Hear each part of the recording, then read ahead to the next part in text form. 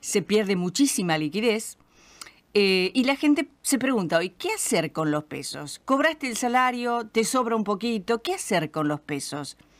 ¿Cómo se puede administrar hoy una persona que cobra en pesos y que gasta prácticamente con precios en dólares, ¿no? Jorge Vasconcelos es economista y nos va a ayudar a pensar esta realidad que nos habita y que vivimos. Buen día, Vasconcelos. ¿Cómo le va? María lo saluda desde Leuceis en Mar del Plata. Sí, buen día, María. ¿Cómo está? Bien, todo bien. Cuéntenos, Jorge, ¿cuál es la idea de qué hacer con los pesos en esta actualidad que hoy tenemos? Bueno, en realidad, frente a la aceleración de la inflación, los mecanismos más usuales, digamos, tienen que ver con anticipar compras, aumentar el stock de productos, de bienes durables que uno tiene en el hogar, pero lamentablemente la situación es muy diversa en términos sociales, es decir, uno podría pensar, digamos, en un profesional de muy buenos ingresos, una receta, pero después hay muchísima gente que lamentablemente está viviendo al día, por lo tanto, digamos, son recomendaciones que pueden hacerlo enojar, porque en realidad ya sabe que tiene que acopiar apenas cobra un peso. La verdad es que la situación es preocupante y digamos, hay mucha gente que no ha vivido esta situación previamente, o sea, los que somos más viejos o que no somos tan jóvenes, en el pasado hemos vivido estas situaciones, digamos, de fuerte aceleración inflacionaria, pero hay dos o tres generaciones que no, entonces yo creo que además, desde el punto de vista de la actividad económica, lo que hay que ver es del otro lado del mostrador, el comerciante, el fabricante, que muchas veces tiene temor a vender porque no sabe cuál es el costo de reposición de la mercadería que está vendiendo. Es decir, un carpintero, digamos, tiene un precio para una silla, pero no sabe exactamente si al venderla está haciendo negocio, porque después la tiene que reponer, claro. Claro, se da vuelta y va a averiguar el precio de la madera y está muy por encima de lo que él esperaba. Entonces, esta situación traba la actividad productiva y despierta comportamientos defensivos de todos los actores. O sea, el consumidor el que no se puede defender demasiado es el consumidor, eso le iba a decir. El consumidor hace lo que puede, porque en realidad va, compra y tiene que pagar. Es el único que va a pensar, bueno, esto que llevo lo consumo. Claro, el gobierno, digamos, frente a la aceleración de la inflación, que, digamos, la de agosto estuvo por encima del 12% mensual y se espera que la de septiembre incluso pueda estar por encima de ese número. Frente a esa dinámica, lo que adoptó fueron una serie de medidas, de compensaciones, este tema del reintegro del IVA, baja de ganancias para asalariados de mayores ingresos, que intentan compensar tanto la pérdida de poder adquisitivo como el freno a la actividad por las menores ventas que venían ocurriendo hasta agosto. Pero es una medicina que tiene dentro mismo el gen de su autodestrucción, porque como no hay financiamiento genuino para tomar esas medidas por parte del gobierno, la única forma de cubrir, digamos, estos anuncios de menos impuestos a ganancias o reintegro de IVA, la única forma de cubrir esos anuncios es con más emisión monetaria y la emisión monetaria ya está desbordada. Entonces, lamentablemente, es como un círculo vicioso, ¿no? De más inflación, compensaciones, nueva inflación adicional y así sucesivamente. Y el tema es si las elecciones, ya sea el 22 de octubre o la segunda vuelta de noviembre, el tema es si las elecciones van a brindar algún ancla para que esta situación se frene, se empiece a revertir, o por el contrario, si el resultado de las elecciones puede incluso acentuar esta dinámica perversa, digamos, ¿no? De inflación, devaluación medidas, pérdida de poder adquisitivo y así Bueno, es sucesivamente. lo que más resuena, Vasconcelos, usted nos lo va a contar, pero lo que más resuena es que después de las elecciones sobrevendría otra devaluación como la que ya sucedió, o peor. ¿Usted cree que esto también es factible? Sí, sí, porque en realidad, o sea, el 14 de agosto, inmediatamente a pocas, todavía estaban contando los votos de las PASO y ya hubo una devaluación, el 14 de agosto del 22%, un salto en el tipo de cambio de 22% del mercado oficial, y esa devaluación ya prácticamente ha sido, digamos, anulada por la suba de los costos, por ende es bastante habitual el comentario que después del 22 de octubre puede suceder algo análogo. Ahora, sería una La única razón, Perdón. por la cual esa devaluación quizás el gobierno la pueda intentar resistir es que justamente el candidato del oficialismo pueda entrar al balotaje el 22 de octubre. Es decir, se Pero en este manipularía, caso, la devaluación sería manipulada si hay una segunda vuelta donde claro. obviamente está el candidato oficialista, Pero está Massa. eso significa meter más basura debajo de la alfombra, con lo cual lo único que haría no devaluar el 23 de octubre sería aumentar las expectativas de devaluación para después de la segunda vuelta. O ¿Y sea, estamos hablando de qué realmente... devaluación? Bueno, en realidad, digamos, el precio del dólar en el mercado oficial viene acompañando a la inflación, pero por detrás. Entonces, lo que eso implica es que el sector externo, o sea, el comportamiento de las exportaciones y las importaciones no sea satisfactorio. De hecho, este año prácticamente no va a haber superávit comercial, es decir, no va a haber balanza comercial positiva, la diferencia entre exportaciones e importaciones, y eso implica que el Banco Central no puede acumular reservas, y las reservas están negativas en unos 5.000 millones de dólares, las netas. Entonces un país no puede funcionar todo el tiempo con reservas negativas, o sea, hace falta, digamos, pasar a positivo en esa cuenta de las reservas del Banco Central. Por lo tanto, el sector externo, o digamos esta dinámica de las cuentas externas, exportaciones, importaciones, reservas, es una dinámica que tiene que corregirse, o sea, no hay forma de que podamos convivir todo el 2024, todo el año que viene, con esta situación de reservas negativas. Entonces, el tema de la devaluación no es una cuestión de, digamos, de que los gobernantes son diabólicos, es un tema de que la economía no puede funcionar sin reservas, y para que el Banco Central pueda empezar a acumular reservas, tiene que haber una dinámica más positiva por el lado de las exportaciones y más contenida Claro. por el lado de las importaciones. Está bien, usted dice los gobernantes no es que sean diabólicos, pero están manipulando una realidad. Sí, sí, por supuesto, cuando uno es como el aprendiz de hechicero, ¿no? Cuando uno quiere controlar las variables, pero de un modo mágico, de un modo no sustentable. Claro, le pongo la tapa a la olla hasta que explota.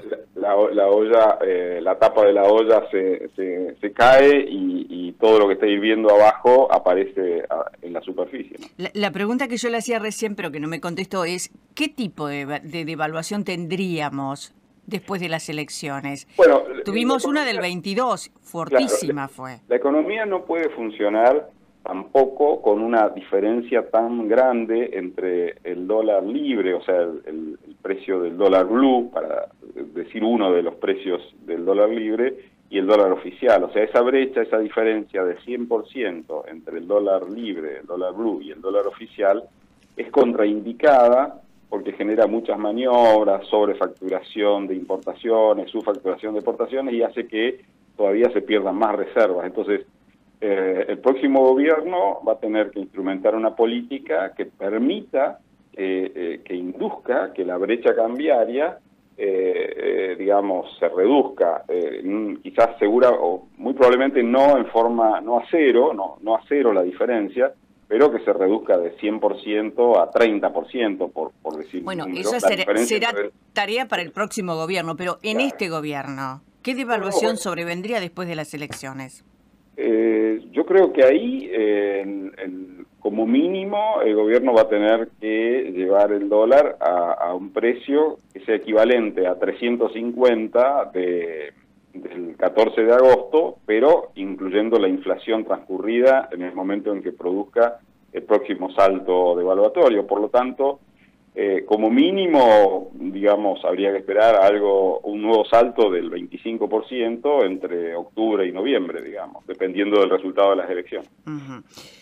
Mucha pero gente, pero con eso simplemente estamos estirando la agonía, no estamos resolviendo ningún problema. Exactamente, exactamente. Por eso mucha gente que está construyendo, que se lanzó a alguna refacción, compró una vivienda y la está refaccionando. Todo el mundo lo que intenta hacer es tener el material, después pedir el presupuesto para la mano de obra y así ir haciendo valer su dinero, ¿no? Porque en realidad cada vez vale menos.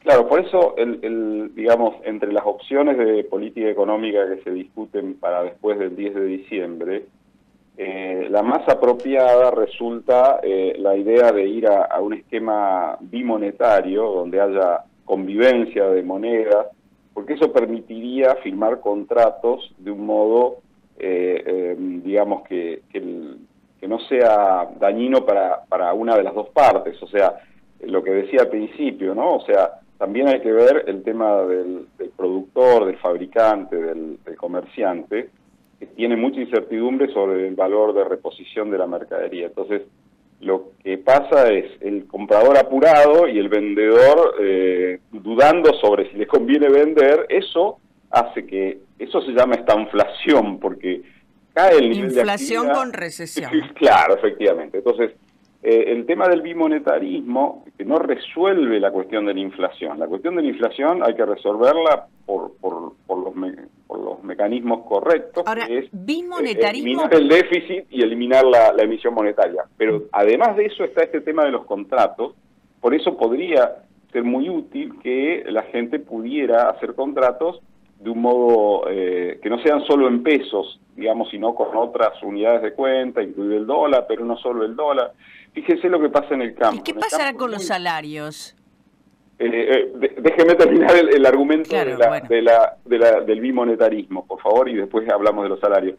Lo que le decía es, en el campo, por ejemplo, no se hacen contratos en pesos, se hacen contratos en quintales de soja, y entonces las dos partes están conformes con la operación, porque saben que se mantiene el poder adquisitivo de lo que están vendiendo y el comprador sabe a qué atenerse el día que pueda cosechar, ¿no es cierto? Entonces, eso de moverse con referencias que no sean el peso, cuando el peso se devalúa tan rápido, es muy útil para que la actividad económica no se frene.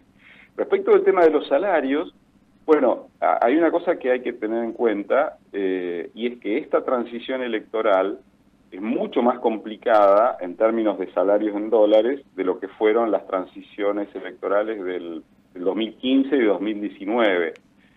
Aquellos años, 2015 y 2019, el salario en dólares, calculado a través del dólar blue, estaba más o menos en unos $900. Estoy hablando de salarios privados formales, ¿no es cierto? No el informal, que siempre es bastante menos. $900, 2015, 2019.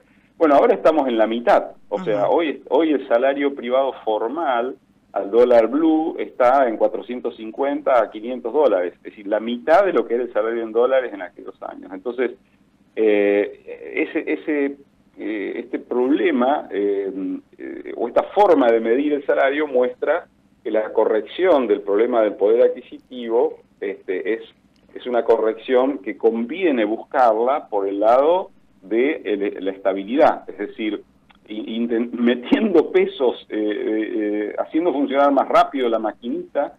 Lo único que se logra es que esta situación se perpetúe. O sea, la forma de mejorar los salarios es que haya un muy buen plan de estabilidad después del 10 de diciembre que permita que salarios y precios vuelvan a subir por el mismo lugar. Hoy, digamos, los precios están subiendo por el ascensor, salarios por la escalera. Menuda tarea le queda al próximo gobernante, sea quien fuere.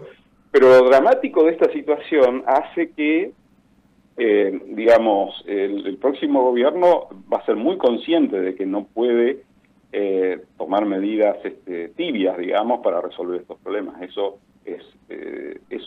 Eso también está claro en esta transición y no estaba tan claro en 2019 y en 2015 cuando la inflación era mucho más baja. Era alta, pero mucho más baja que la actual. ¿Pero realmente vamos a estar peor que ahora?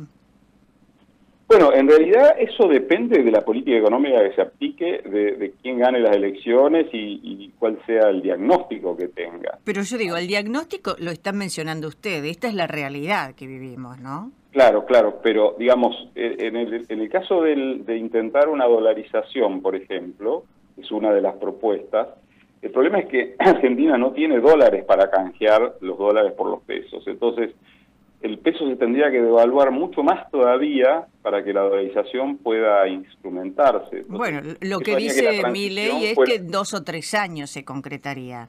Claro, pero mientras tanto, con la expectativa de que se va en esa dirección, la devaluación podría ser muy fuerte y eso en realidad haría que la transición post 10 de diciembre sea todavía tan complicada como la actual y sea difícil saber cuándo se termina esa agonía, digamos. A mí me parece que desde ese punto de vista, mirando la situación, todas las variables que influyen sobre la situación de la economía, la idea de ir a algo como describí antes, el bimonetarismo, es mucho más adecuado, digamos, para las circunstancias, y eso implica que, por ejemplo, el bimonetarismo no implicaría inmediatamente que la gente pueda volver a tener posibilidad de comprar dólares a través del dólar oficial, digamos así, porque los dólares no van a alcanzar para todos.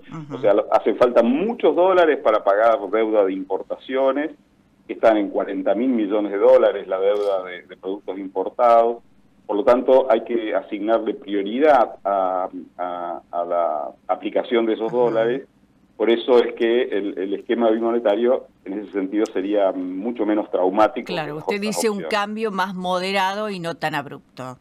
Claro, tendría que ser muy fuerte en algunas áreas, pero difícilmente se puede hacer también en la cuestión cambiaria, dándole prioridad a normalizar el funcionamiento de la economía, por la cual entonces los dólares habría que asignarlos con prioridad a recuperar el pago de importaciones y a recuperar el funcionamiento, porque hay muchas actividades que están frenadas por la falta de insumos y partes. Claro. Habría que darle prioridad a eso, porque venimos o sea, vamos a entrar el 10 de diciembre con una herencia muy complicada, el Banco Central con reservas negativas de unos 10.000 millones de dólares y deudas comerciales de importadores, pero es un compromiso del Banco Central proveer esos dólares por unos 40.000 millones de dólares. Entonces hay que arrancar con ese diagnóstico teniendo en cuenta esas prioridades. Ojalá que quien gobierne tenga la iluminación de arriba y toda la sabiduría para saber sobrellevar este momento y sacarnos de acá, ¿no?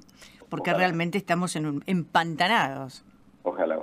Gracias, Vasconcelos. No, al contrario, que tengan buen día. Jorge Vasconcelos, economista. Escucha la radio. Sun lights up the daytime. Atlántica vive en vos. What a lovely way. I light up when you call. I tell you, what a lovely and you know way. I'm gonna treat you right. All right now, what a lovely way to burn. I like that. What a lovely way to burn. You ain't right, Ray.